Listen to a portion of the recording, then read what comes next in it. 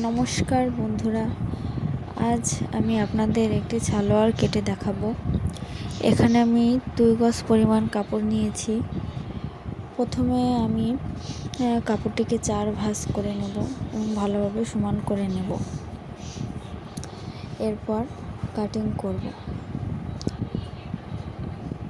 প্রথমে আমি উপর থেকে 2 ইঞ্চি বরাবর মাজার রাবার ভরার জন্য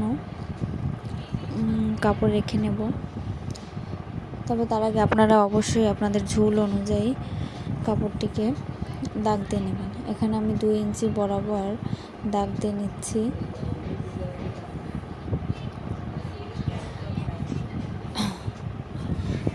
দাগ দেওয়ার এবার আমি এখান থেকে 13 ইঞ্চি একটি দাগ কেটে নিচ্ছি। এরপর দাগ বরাবর আমি লম্বা করে একটি দাগ দিয়ে নিয়ে সেখান থেকে একটি শেপ তৈরি করে নেব। এরপর আমার মোহরির মাপ অনুযায়ী আমি কেটে নেব। এখানে আমার মোহরির মাপ রয়েছে 6 ইঞ্চি। 6 ইঞ্চি বরাবর একটি দাগ করে আমি হাফ ইঞ্চি একটু বাড়িয়ে নেব। এরপর দাগ বরাবর আমি সমান করে দাগ দিয়ে নিচ্ছি। এরপর আমি কাটিং করে নেব।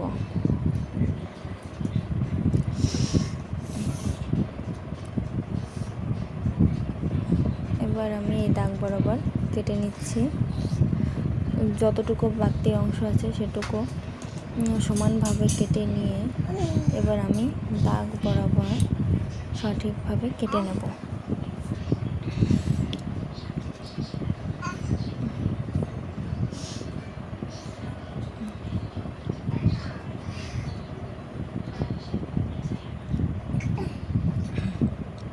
এটা ভালোভাবে আমি কেটে নিয়ে একদম উপর পর্যন্ত কেটে নেব।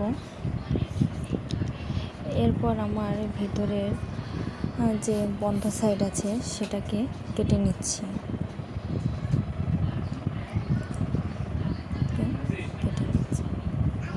হয়ে গেল আমার প্যান্ট কাটিং।